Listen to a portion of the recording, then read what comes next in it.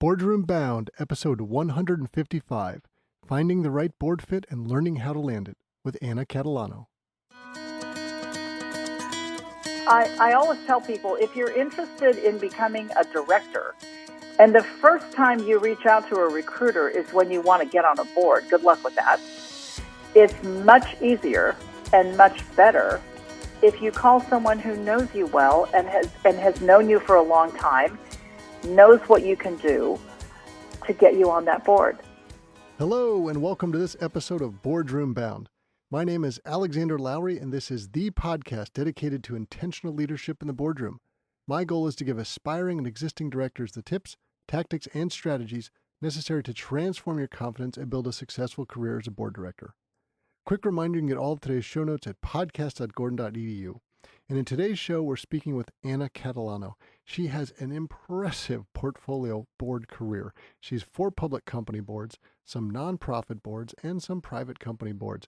Has been there, has done it. And what she's going to do is share with us today the amazing story about how she landed her first board seat based on her network, guidance that all of us can take through, a beautiful nugget question that we can use in our board interviews that all of us are going to want to take to make sure it's a right fit for us as we do our due diligence, and lots more war stories and tidbits along the way.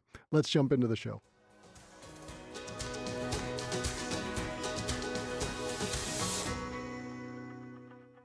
Before we jump into today's show, I'd like to share a message from our sponsor about director certification. Want to join your first board, or are you looking for additional board seat opportunities? In either scenario, be sure to be disciplined in your approach. Now, through the Becoming an Exceptional Board Director Candidate Coaching and Certification course, you get both modern board director candidate packaging and modern board operations knowledge integrated within one program. Remember, the key to landing additional or your first board seat is in your packaging. Make the effort to do it right. Program graduates also receive their globally recognized International Board Director Competency Designation upon course completion. It's designed for individuals and groups. You can learn more at bit.ly/IBDC-D. That's bit.ly, bit.ly/IBCDC-D. And now let's jump into the show.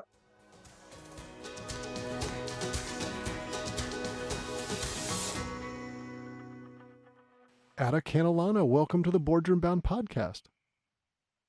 Thank you.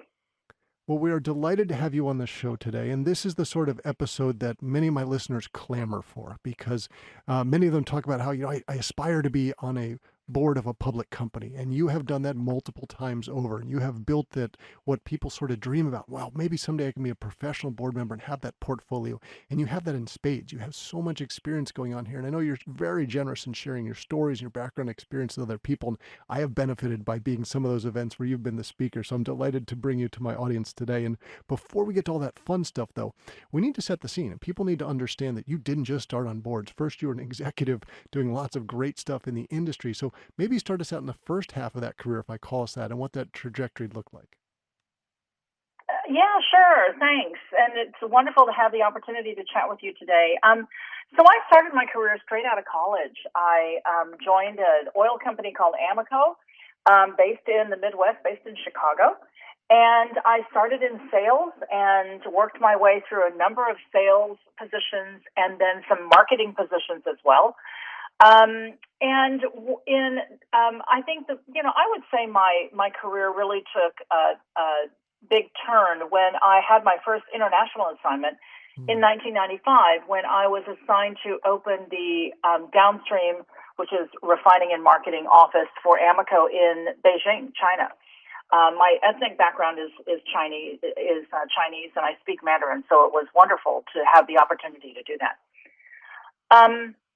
And then shortly after coming back, I was head of Amoco's retail operations in the U.S. So across the United States, we were in about 34 states, and it was a retail operation business. So it was, basically all the gas stations that you saw that were branded Amoco across the country. And I was head of that for a while, and then Amoco and BP merged at the end of 1998, 99. And then following that, I moved to London, where I was a group vice president for BP. And the last role I had there was I was Group Vice President of Marketing, and was basically put in charge of the marketing effort in BP. We rebranded the company. That's when we did the whole Beyond Petroleum rebranding. Right. So it was a wonderful opportunity to be part of rebranding a company the size of BP at the time, which was great. At the end of 2003, I made the decision actually to walk away from BP. A number of reasons, professionally as well as personally. Professionally, I felt like I wasn't going to go any farther than I was, being head of marketing as a marketing and salesperson. And my parents were having some health issues in the U.S. And so my husband and I decided to move our family. We had 2 kids. Moved back to the States. And shortly after moving back, my mother was diagnosed with Alzheimer's and cancer in the same month. Oh, and wow. That's when I made the decision not to go back into another full-time executive career, but to work on developing a board portfolio, which would give me a little more flexibility with time, as well as keep me engaged with, all kinds of smart people in business. So that's when I actually started the board chapter of my career. Now, so quick pivot just to ask about that, because you hear stories from people going, when I get the board stuff, my life will look different. Yes. It will feel different. Now, obviously, COVID has probably changed that a little bit. So let's park that for a second, right? There's a lot more Zoom going on than planes, certainly over the last 18 months. But before that, the idea that I will go out, let's say it's quarterly basis, to go to the in-person meetings. Otherwise, there's a lot of calls and other stuff going on. Tell us what your life looked like when you're actually on the boards and how that felt, because we were talking about, you were intentional about that. You wanted that different type of style and approach. Yeah, I did. And, the nice thing is most boards, at least in the U.S., most boards meet between 4 and 6 times a year. And board schedules are laid out 2 to 3 years in advance. Mm-hmm. I mean, I know now for most of my boards, I know what my schedule for 2023 and some into 2024. And so it allows for better planning in terms of when I know I'm going to be, meeting and traveling. And that worked out really well. And then in between the actual meetings, of course, we had phone calls, committee calls, things like that. But the travel was much easier to plan than for an executive role, and much less actually than for an executive role in a global company.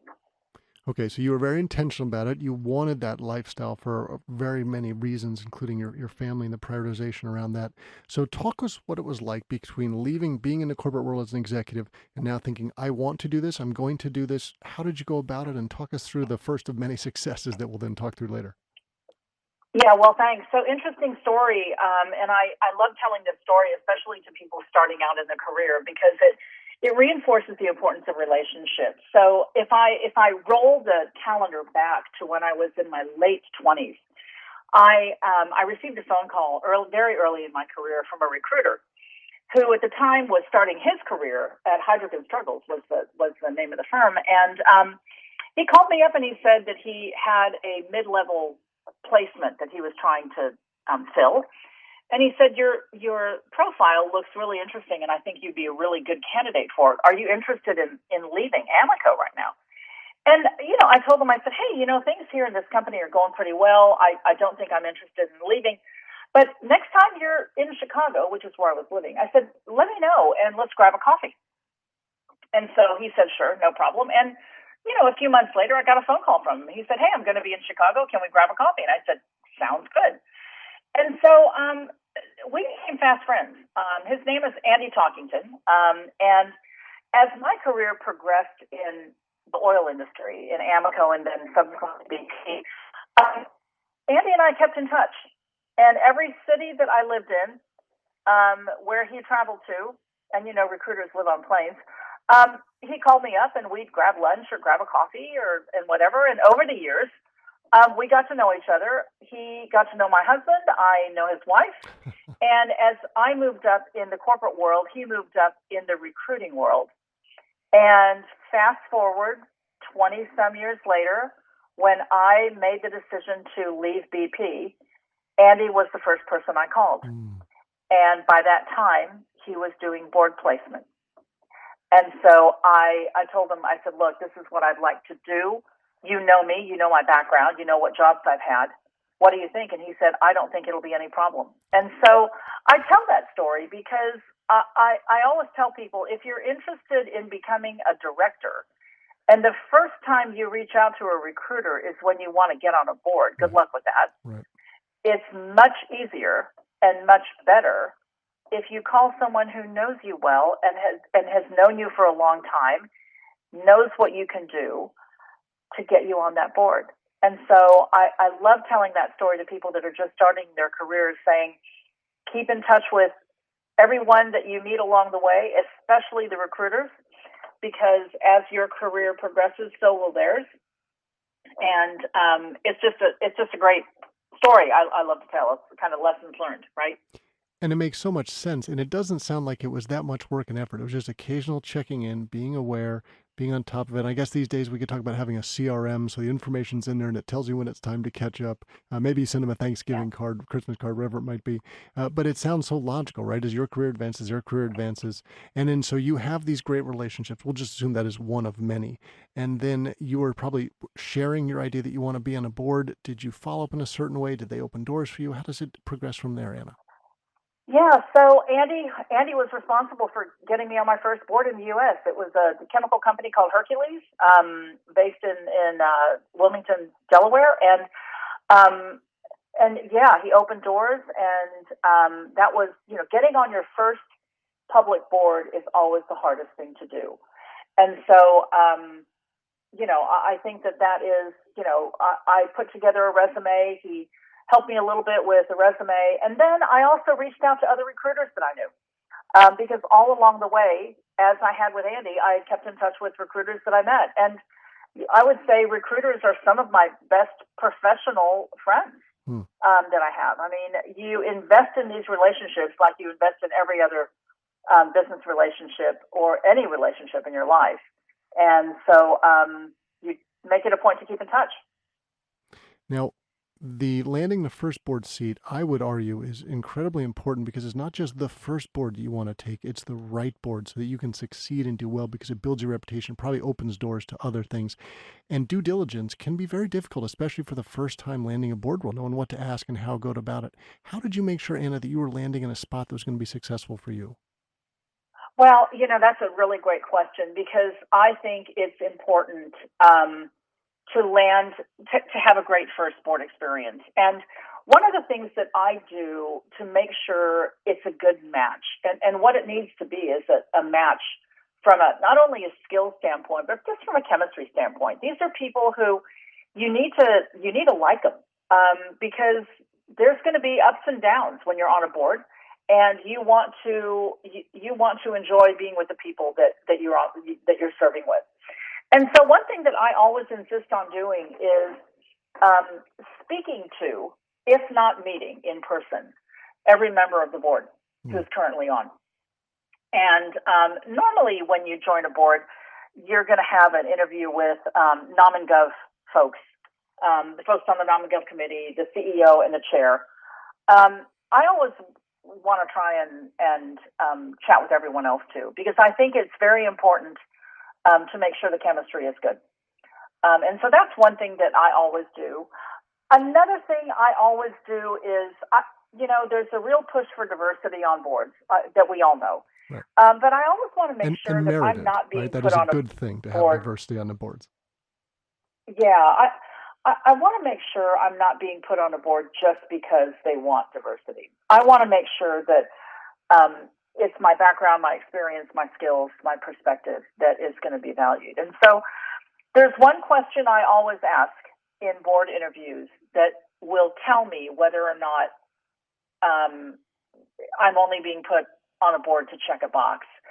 And that question is, I ask, what is the voice in the room that you're missing that you think I can fill? And it's interesting, because if they can't answer that question, then they haven't done their due diligence on me. And they don't know, they really haven't thought about the experience, and they haven't used a skills matrix to determine, what are the skills you need around the table. And the last thing you want to be is marginalized on the board. So that's always a question that I ask to make sure that it's the right board. I love that. And I imagine because you're clearly interviewing board members now in your other roles, when you're thinking about someone, when you hear someone ask that question, I imagine it shows you their mindset is switched on, because it's sort of like dating. It's a two-way street. They want to make sure it's a fit on both sides for a good experience. And they are literally thinking, okay, how am I going to add value? And I don't know what your thoughts on this, Ann, are, but I usually advocate you want a 50-50 sort of role where you're bringing in the certain experience and qualifications they want and need, but an opportunity for you to grow and develop so that it's more exciting. Is that how you think about when you are interviewing candidates to be on a board? Absolutely. I've always viewed interviewing as a two-way street. It is not just whether or not people think you're right for them, but you got to figure out if they're right for you. Life's too short to spend time with people in organizations where you're not going to add value or feel like you're growing. Right. Okay, so you successfully landed a public company board seat, and it was clearly a good and strong fit. Obviously, our audience can understand how, based on the sort of the industry you'd been in before, there's some logical connections there. So this was an opportunity for you to explore that idea. Okay, I think I want to be in a board person. So Anna, something must have clicked, the light bulb switch. You're like, this is it. I want it. And now I'm going to go forward and find another and continue to grow in this development. Talk us through the next stage in that journey for yourself. Yeah, thanks. So one thing that I made a deliberate, conscious decision on was that I wanted to create a portfolio across a number of different industries. So even though I've spent my executive career in one industry, that being oil, I'm not actually an oil person. My background is in sales and marketing. Mm-hmm. And for most of the oil industry, that's not what it's about. I mean, sales and marketing people usually want to work for consumer products, things like that. Right. And so I wanted to build a board career across a number of different industries. So I purposely told recruiters I actually would like to stay away from oil and gas initially. In fact, I joined my first oil and gas board only about 4 years ago. So I wanted to leverage my experience of marketing and international business across a number of different industries. And so from that point, I decided, let's broaden rather than stay narrow. And I joined, I think maybe my next board might have been Willis, which is now Willis Towers Watson, which is, financial services, professional services. And then I joined a consumer products company, Mead Johnson Nutrition, which was, they made infant formula. And so I purposely wanted to create a diverse portfolio so that I could broaden and continue to learn and be in some industries that, actually understood what marketing was about rather than the oil industry that was more about engineering and manufacturing. And you have built an impressive portfolio of board roles. So you have public, you've got private, you've got nonprofit, you're giving this background experience to so many people. I think it might be 5 publics at this point. Talk us through the idea of overboarding and where you learn what your limits are. And again, things have changed a lot during COVID, right? I've talked to many board members that go, because I'm not traveling as much, I have an opportunity to take on one more board seat now. And I imagine that experience level might be different for different people, what's going on in their lives, but help us get a sense for maybe this as a concept and perhaps for you specifically, Anna. Yeah, sure. So I've never been on more than 4 public boards at a time because that's the limit to, beyond which you are considered overboarded. But I have always been on 4 public, and I'm on a couple of privates now as well. And nonprofit is always something that I've had a real passion to do. I think that it's important that people understand that board service is only becoming more time-consuming and complex, as I think it should. I think the days of rubber stamp boards. I don't know what those are because that was before I started my board career. I've never been on one of those. I think that board directors are now much more engaged than they might have been, say, 30 years ago or so. And Sarbanes-Oxley is a big part of that. The accountability that directors have on boards now, being accountable. When I say accountable to shareholders and responsible for stakeholders, the role is very time consuming, as it should be. And so I think people need to be careful not to commit to too much before they really understand what the role is about. And I know from some of our conversations, you are a huge proponent of board culture and strong governance and the emphasis that needs to be put on those by the individuals and the organizations. And you've learned so much from the different boards that you've been working with. I'd love if you'd share some thoughts you have on this topic with us. Yeah, sure. I mean, I think that board culture is actually very important. I've been, as every director will attest, they've been on good boards and not so good boards, right? I mean, there are some boards where everything just clicks, and other boards you join where you need some work and some people need to roll off and you need to replace them and things like that. So, I think governance is really important. I believe board seats are very hard to come by, and they should be. They should be very coveted, and nobody should be taking up a seat and not adding value. So, how a board balances out its skills, the people around the table, choosing those people, deciding how long they stay on, is actually tremendously important. And from a governance standpoint, I sit on just about every board I've been on. I've sat on governance, a very important topic, because I always tell a CEO, a board is your your most valuable and your least expensive group of advisors that you have, to help you and the executive team manage through a very, very complex business environment out there. And you've got to have the right voices around the table. If you have a good board, there should be no challenge that a company comes across that somebody around that room hasn't experienced, thought about, gone through. So, the makeup of that board is, I think, tremendously important. And culture is all about a good balance between collegiality and challenge. If a board never challenges one another, you've got the wrong people sitting around the table. If a board isn't collegial, you've got the wrong group of people sitting around the table. So I think it's really important to balance that out, because that's to me, the definition of a good board. I love what you said there. And let me probe that a little bit, and tying back to what we talked about due diligence earlier in the show, because I think for some people, it can be very hard to figure out, okay, what is it actually going to look like to feel like when I'm in this room, and how do I be effective, and how do I add value? And you've given us some great ideas. That question to ask to make sure they can think about you talking to each individual person. Do you have a technique, since you've done this so many times, that you go through to imagine, like, what is it actually going to be like to sit there? And are people fighting to get their chip shot in for the airtime? Is everybody respectful of each other? There are occasions where it's been very aggressive in different rooms. How do you figure out what the culture of that organization is going to be before you've been in the room? Well, I think that, a lot can come through in the interview process when you ask how does this board work, and when's the last challenge you guys went through, and how do you sort out challenges? It's also really important to talk to the CEO and find out how he or she feels the relationship is between management and board, because that's also very telling in terms of what the board culture is about. Is there a good understanding of what the directors do versus what the executives do? And how good is the board at monitoring themselves at that? That can tell you an awful lot about how the culture is in that boardroom. And I would love your thoughts on this, because when you're an executive, you have your fingers in, you're making things happen. When you become a board member, your fingers out, now you got your nose in.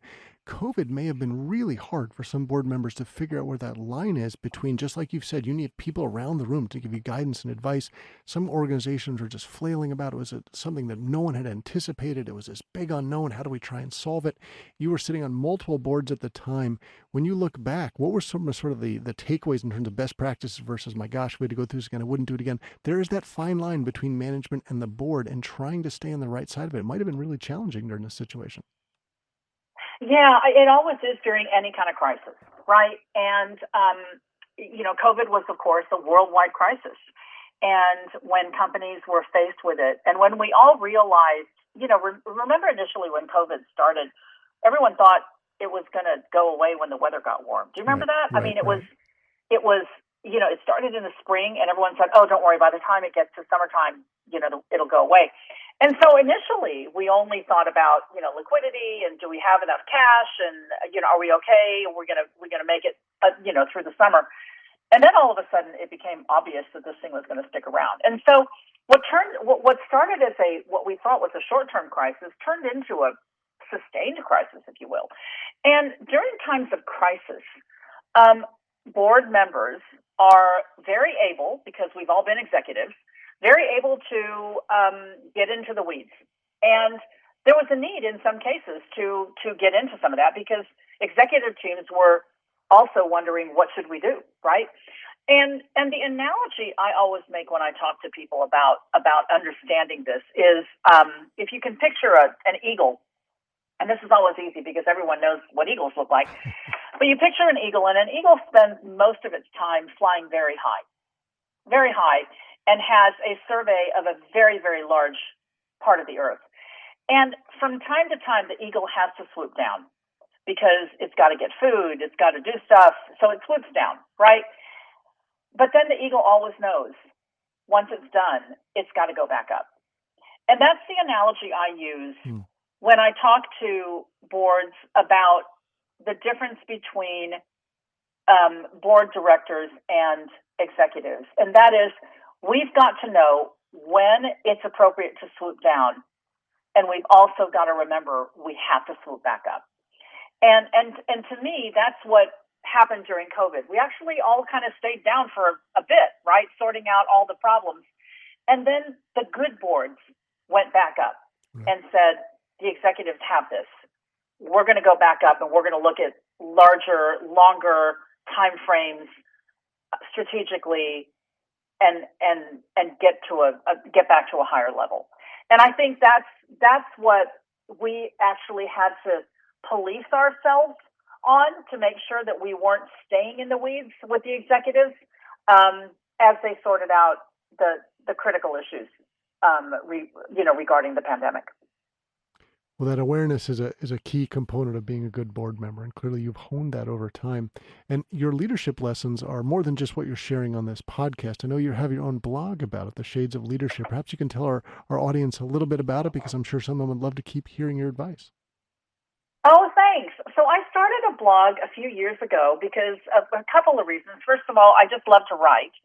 And secondly, I find myself discovering leaders everywhere I go in the world, not just sitting on boards and in corporations, but I find leadership when I go shopping, when I go to a restaurant, when I work with a contractor on a project on my house. And I love to share lessons of leadership that I see, whether it's volunteering at a school event or sitting around a boardroom. And so I've chosen to spend some time and write about these lessons and share them with people who are interested. It's just something fun that I do. I've been off for a while, so I need to kind of get back on my blog writing. I've taken a bit of a break. Well, maybe this will be the encouragement to do it, and we'll have a link to that in the show notes. And Anna, we've talked about a lot today, and I've loved how you've been very honest and open about your journey. And one of the big things, of course, is the world has changed a lot in the boardroom space in the last 1.5 to 2 years. And as you take out your crystal ball and you peer into it, we know the world will continue to change, and the boardroom as well. What do you think the future of the boardroom is going to look like? Well, I think the future of the boardroom will be different because the future of business continues to evolve. I think that the things that have happened in the last, 2 to 5 years has redefined, I think, the relationship that enterprise has with society in general. I think that, when I was growing up, the government did certain things, business did certain things, the nonprofits did certain things, churches did certain things. Everyone kind of had lanes that they stayed in. And I actually think that things are getting much more murky, and enterprise is crossing into areas that, for whatever reason, need attention. It could be, it can be in some areas, education needs help, and the public education system in this country is not as good as it should be, and enterprise is jumping in. I think in a lot of our communities, There are a lot of community institutions that are no longer there or no longer valued as much as before. And so business and enterprise is having to jump in to after-school programs for kids and social welfare programs that need help. And so I think that as the relationship between enterprise and society changes, so does the conversation in the boardroom. Years ago, the Business Roundtable identified stakeholders as who business needs to answer to, in addition to shareholders.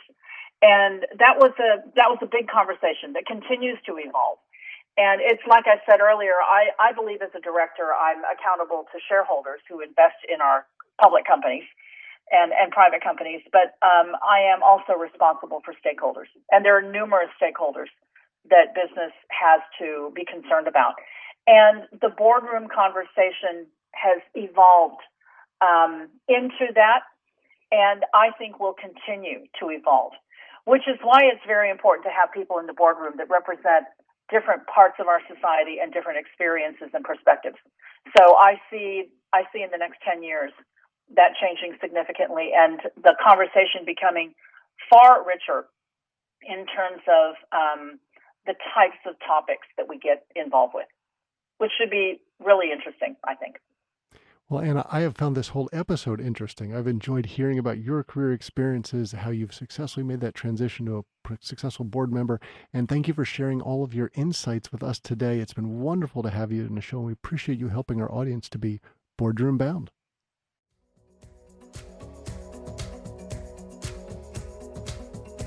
That's it for this episode of Boardroom Bound. I really enjoyed chatting with Anna Catalano. It was fantastic to hear her success story of landing not just that first board seat when she was very intentional about it, but then the portfolio of board roles and the guidance she gave all of us in terms of thinking about how you distribute the board members across different industries, different sectors, how you present yourself, how you do the networking. Lots of great actionable advice that we can all take today. Now remember, if you head over to podcast.gordon.edu, you will find links to everything we talked about today. And please know that the Boardroom Bound team and I are so proud to be your go-to podcast for all things that connect, prepare, and empower you to land a board seat. Be sure to subscribe to this podcast so you don't miss any of the high-quality content we're bringing to you every Wednesday. Thanks for joining me today. I can't wait to share more stories and strategies from brilliant business minds with you again next week. Remember to keep tuning in to be Boardroom Bound.